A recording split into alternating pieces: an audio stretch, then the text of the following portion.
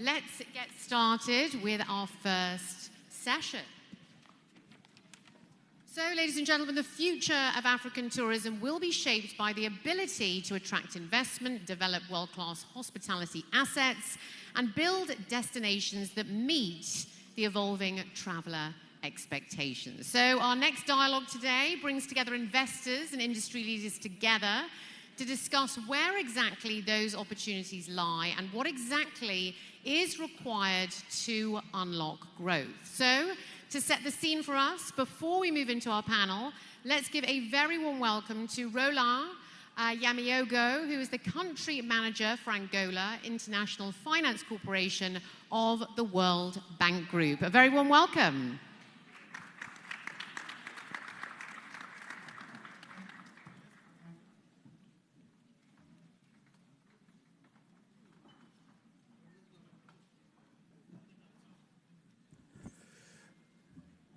Good afternoon, Excellencies.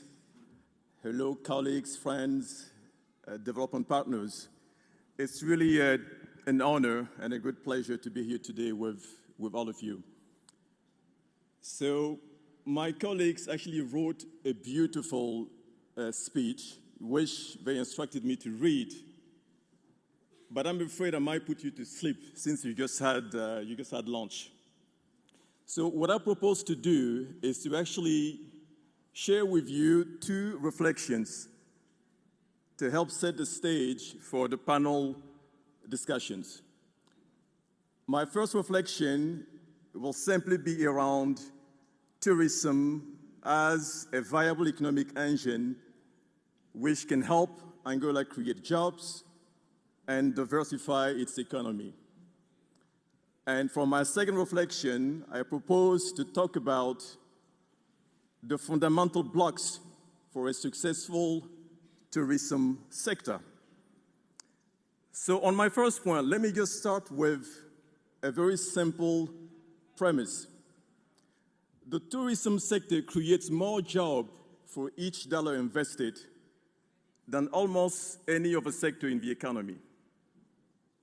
Tourism creates more jobs per unit of capital investment than almost any other sector in the economy. In fact, globally, the tourism sector contributes 10% of GDP and injects roughly $11 trillion into economies worldwide and support 360 million jobs. Now, why am I telling you all this? Well, we believe at the World Bank Group that the single most pressing development challenge facing all of us today is the need to create more and better jobs for our people, young people, for women, and the need to improve the living conditions of our people. This is what keeps government up at night. And frankly, when you just look at the statistics, we are on a very dire trajectory. It is estimated that roughly 1.2 billion young people will reach working age in developing countries in the next decade. Out of the 1.2 billion people, roughly 700 million will be actively looking for work. The problem is that during that same period, only 420 million jobs are expected to be created. Hence, you have a gap of almost 300 million jobs, which, if unaddressed, could destabilize economies, could fuel illegal immigration, and frankly, could set us back from our quest to fight poverty. By the way, in Africa, I believe that number is 12 million people looking for work every year against just 3 million jobs created. And in Angola, if my numbers are right, it's 600,000 people looking for work with only 300,000 jobs created. By the way, this is not just about a job and income, right? It's much more than that. It's about dignity, it's about hope. It's about giving our young people a sense of self, a real chance at escaping poverty. Now, who creates jobs? We know it's the private sector. It's family-owned businesses, it's small, medium enterprises, it's large corporations. We also know that private capital flows only where the right conditions exist and there is a clear probability of return. So this takes me to my second reflection, whereby I want to talk about the building blocks for creating jobs, which I also believe that are the building blocks for a successful tourism sector. So the first block is having foundational infrastructure. You need airports, so the new international airport is critical. You need energy, you need water, you need digital connectivity. You need last mile roads, but you also need soft infrastructure. You need the skills to ensure that our young people are equipped adequately to fill the jobs of tomorrow. And you need good health care for a healthier population and for when people do come to visit. The second pillar has to do with the enabling business environment. So government has to ensure that small companies, family-owned businesses, can actually start operating effectively. And the last one is in relation to being able to mobilize private capital at scale. So early equity, debt financing, and of course insurance, including political risk insurance. I think the last one I'll make on this is the ability to build very strong partnerships. And I think the model within which IFC has operated includes having a local owner, an international operator, and of course a development financial institution like ourselves.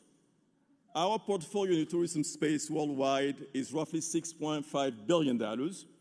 Last year alone, we committed $1.6 billion in new transactions. So these are effectively the two reflections that I wanted to share with you. So to summarize, number one, tourism is a viable economic engine. It creates more jobs than any other sector in the economy. Number two, to build a successful tourism sector, the critical blocks or pillars include foundational infrastructure, so airports, road, last mile, energy, water, an effective aviation system.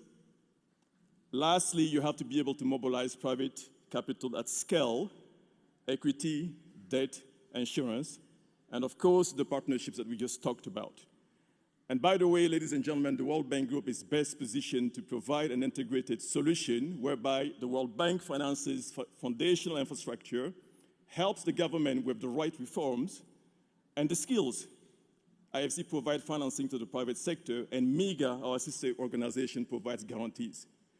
So let me stop here in the interest of time. I do want to thank you for your kind attention.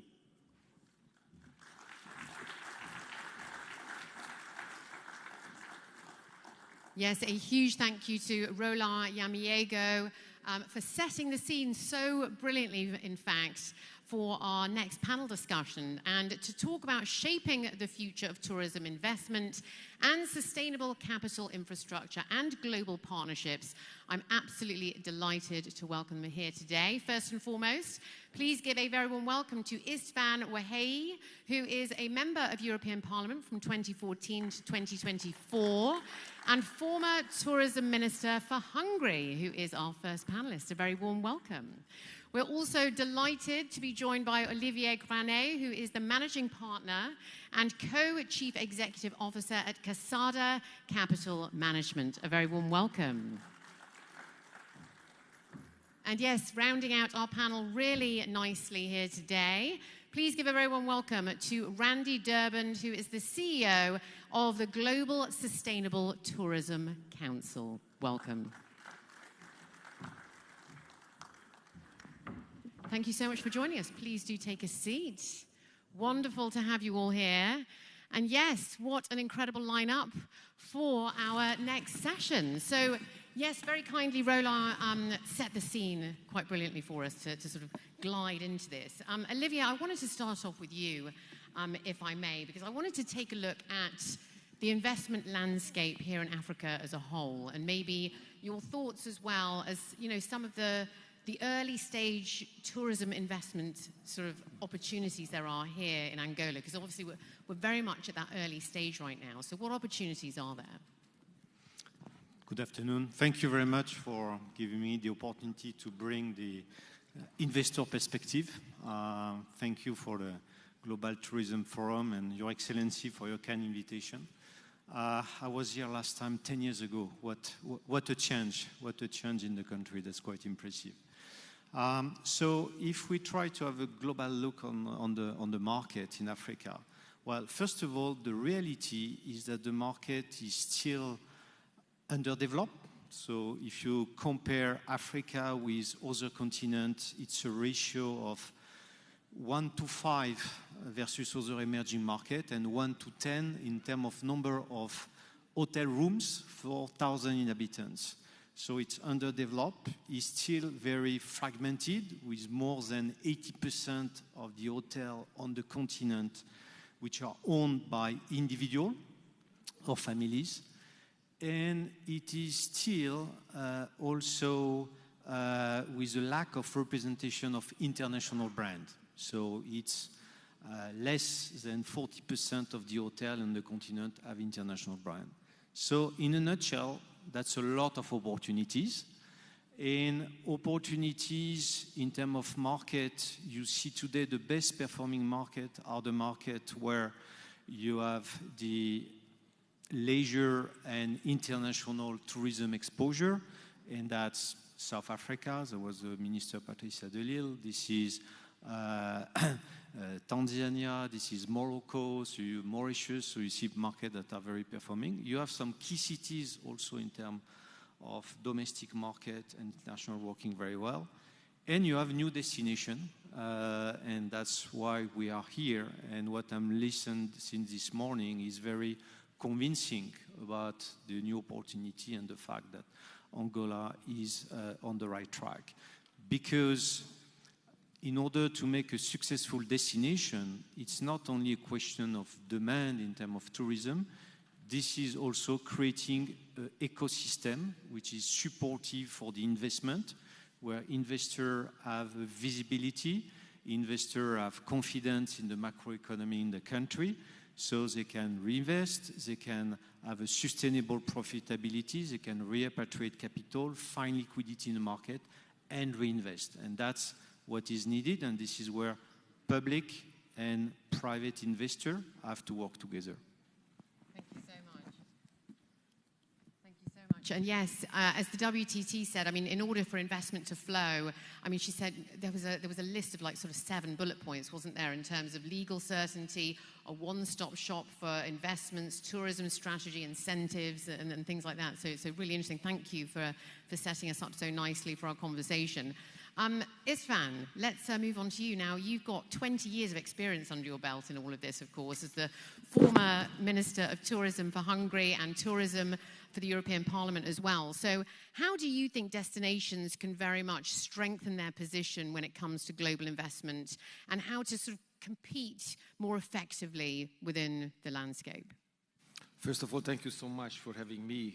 Answering to your question, if you have a nice destination, then first of all, you need a good minister like Marcio to make decisions. After that, you have to find globally the best tourist branding PR marketing agency like the Kleber, Hannah, Julie are here. You could listening Julie's presentation. It's amazing what they did the previous years, and I hope they can follow it. And after that, you need Bulut and the World Tourist Forum Institute, the Global Tourist Forum. I'm the vice president there, to collect many, many global leaders, players, investors, global associations, stakeholders like the GSTC or the Global Humane Society.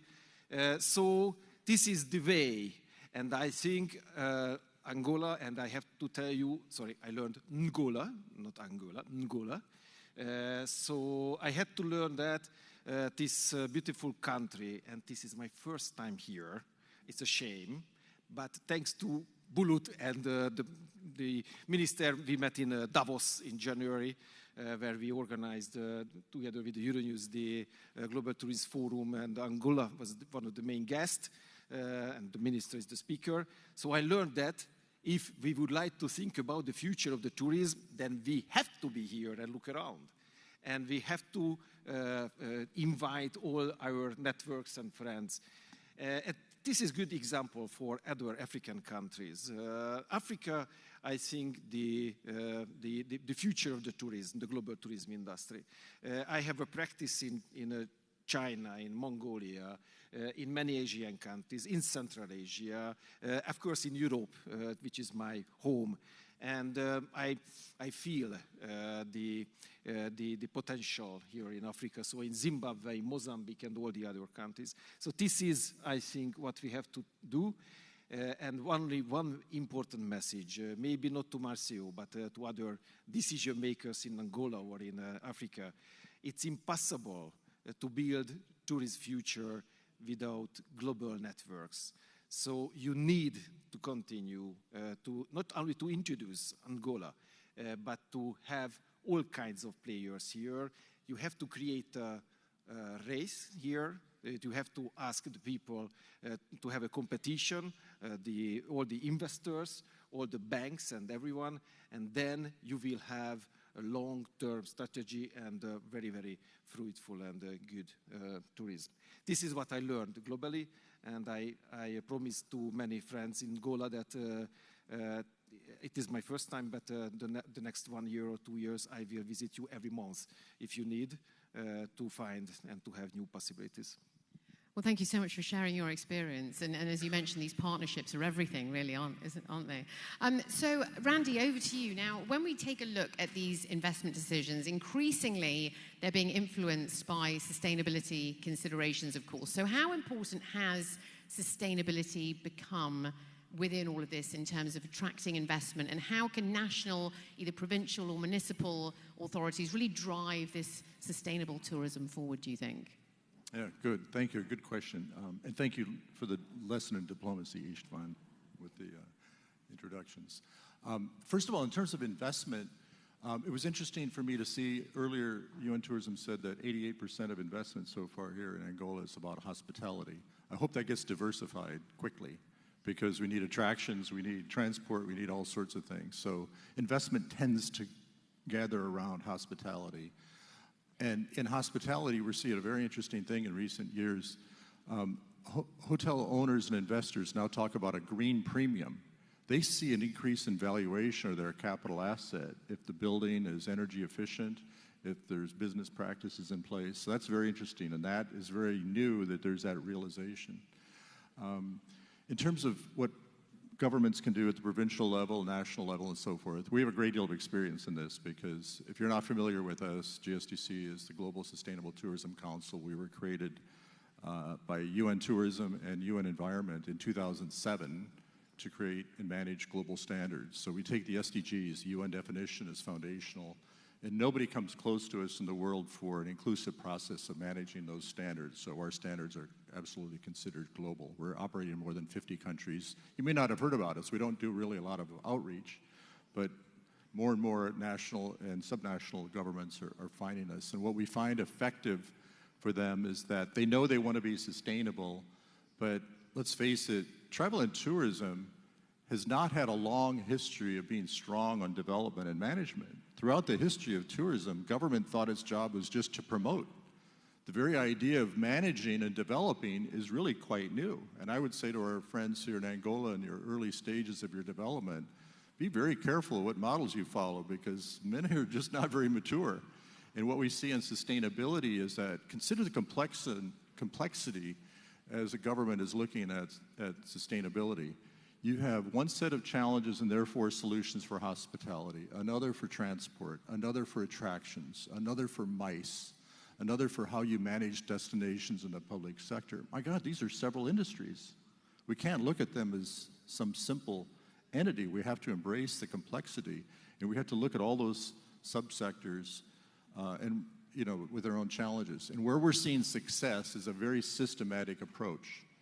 And we're not doing very well as a planet on the green transition in general, but in travel and tourism, I would say there's 3 pieces that are essential for a systematic approach. You really have to get the language you're talking about through standards to have a common language. Measurement and reporting are not very good. We don't have many open source tools. We don't have the skill set to really measure because we hire people for experience and service, right? Not Excel spreadsheets and analysis. So there's a whole skill set that the whole world needs to get better at. But just think about the poor state of measurement and reporting. First of all, we don't have tools. And then if you ask the question in different ways every time, you get different answers. A major hotel group told me several years ago, she said, we struggle with holistic sustainability. On carbon alone, we measure and report to the EU one way, to the United States government another way, to our shareholders another way. The industry just isn't even doing well in hospitality and carbon, much less the broader scope. So we have to get at, your strategy has to include what's the language, what standard are we going to use, how are we going to measure, report, and then what kind of verification system. So all of those are not all that well mature, and there's a lot of different levels of quality. So you really need to get on top of that, and that's increasingly where we see success at a provincial or national level is a systematic approach that's really looking coldly at those and finding their own path. Thanks so much. Olivier, I wanted to bring it back to you in terms of some of the challenges that are experienced, essentially, in terms of, investment still doesn't necessarily flow at the scale that destinations sort of want them to. So what would you say are the biggest barriers for hospitality investment to really accelerate across Africa, do you think? Yeah, that's really the key point, which is how we can convert the ideas, the ambition, the marketing and strategic plan into something that can be executed. And the number of projects announced, if you look at the reality of what is really happening, there is unfortunately today a gap. So how we can work on that? I'm here as the leader of investment platform, KASADA. We've been the most active in the market on the last 5 years, investing in 20 hotels in 8 different countries.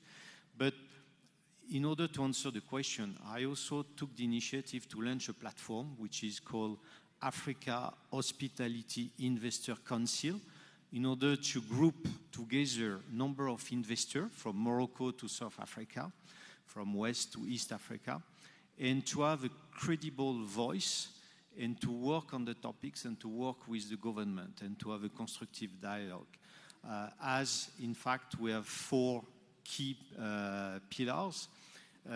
So this is about how we create the right regulatory framework for the transparency, how we have the alignment of interest between private sector and different nations or at regional level to answer on how and where to invest. And this is your point about the critical size, which is how we create coherence in the market, because investing in Africa and looking at the potential of Africa cannot be only on 54 different jurisdictions and different environments. So we need to bring the scale in order to make it easier and more investable for the different for the global investor. István, many of those barriers very much require action from both governments and the private sector. So what sort of policy reforms or investment incentives or PPPs have you seen? What type of PPPs and investments have you seen that make the greatest impact, do you think, to really unlock international capital? We don't have enough time, but I would like to mention one very important new project, relatively new project. This is the European Union Global Gateway Program. Some years ago, Ursula von der Leyen announced this program, and for the African countries, but also for the Central Asian countries, it is available. And we have some professionals now from Europe together with us here. I invited them because we really would like to push the European Commission to allocate budget for tourism-related programs, investments in Africa. But it means the European Union, which has the budget from the European budget, needs European partners, investors, for example, of course, African governmental support, and I hope they have African private sector interests. It means it's very difficult because 4 different interests, but financed by the European Union, which is, I think, very good message for the European other investors. Because if the European Commission gives money to do something here, not one hotel, but one infrastructure project, then all the investors and private funds will follow this sign. So this is very important. With Virginia, the last years, we had many consultations in Brussels with the European Commission, and we tried to tell them, come on, of course, the energy and everything is very important, but please put the tourism industrial interests into the Global Gateway program. So we are working on that. Please, in any other countries, like in Zimbabwe, for example, we have to work on that because it is available for also for you. This is one message, and one sentence about one important thing, because in 2008-9, we had a global big economic crisis. I think you remember. After that, some years later, we had the COVID, which was a really big crisis for the tourism industry. And we don't know what will happen. That's why, globally, we need one global tourism pact. We need the global players, the biggest countries, the UN tourism, and all the other players, to have one crisis mechanism when, if we have problems, then we immediately can help. For example, that small Angolan family who has only one things to do and earn money. It is from the tourism. And if we don't have tourists, they will suffer. But globally, we need one crisis management mechanism.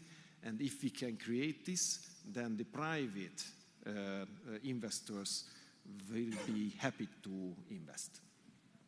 Thanks so much. And Randy, moving back to sustainability within all of this, we spoke about government earlier in terms of what they can do and what government can do to really drive sustainable tourism forward. But what about industry in all of this?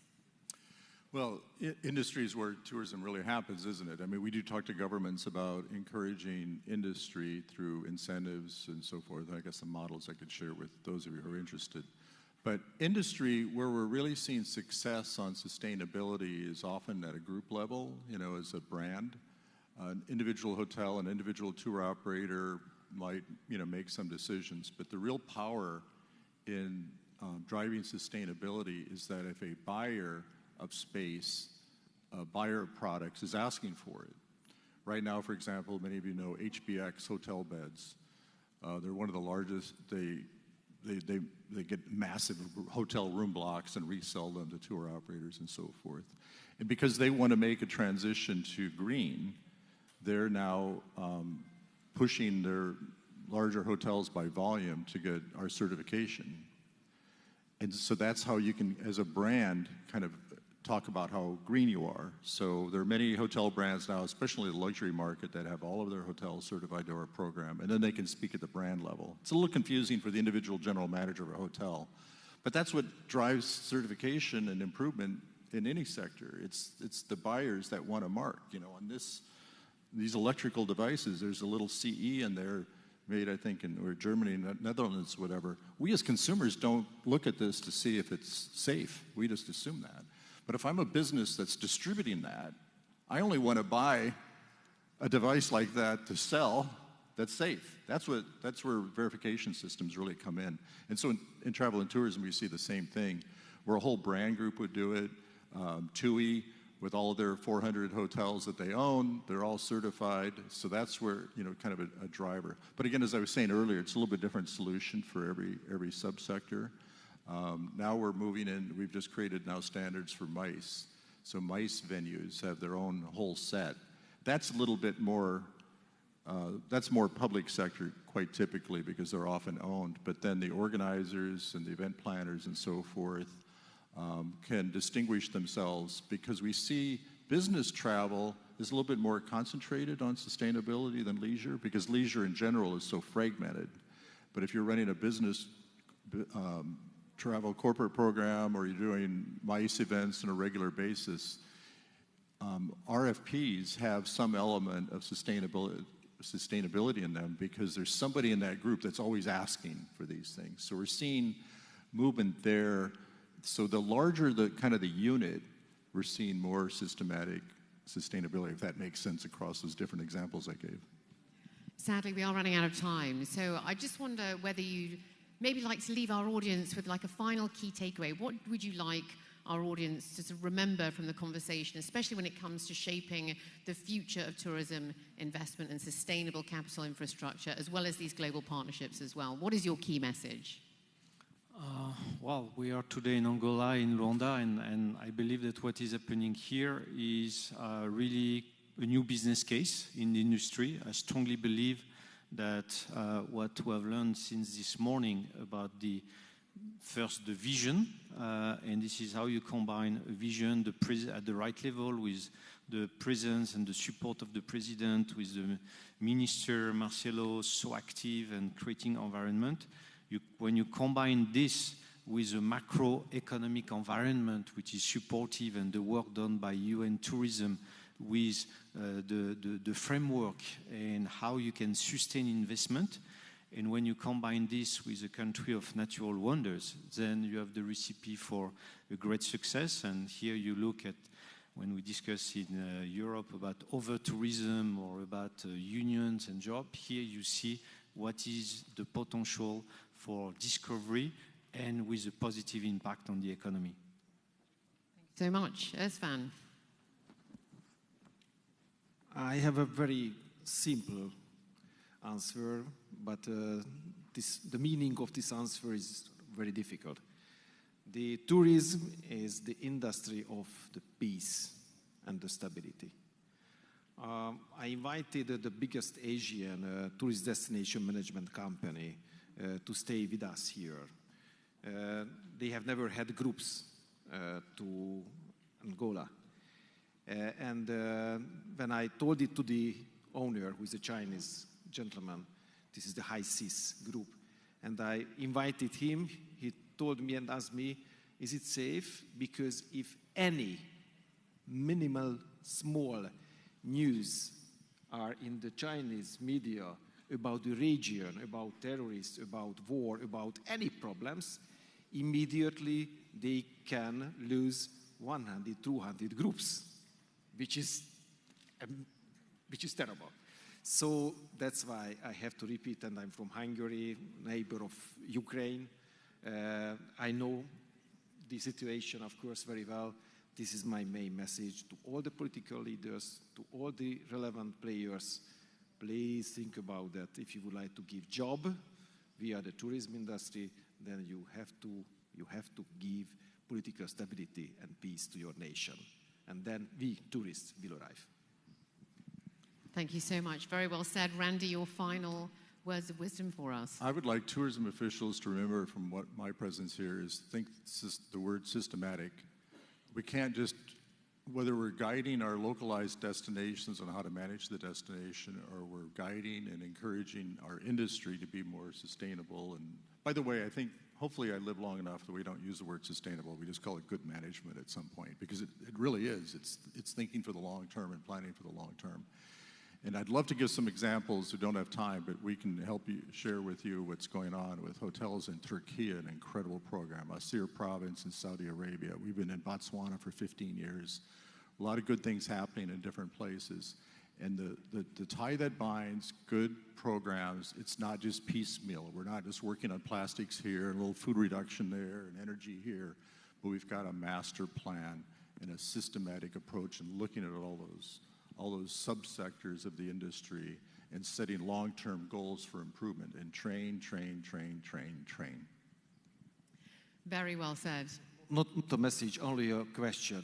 Is it possible to create Wi-Fi here? Because we, all the foreigners, we really would like to have Wi-Fi. So please tell to the organizers. Thank you.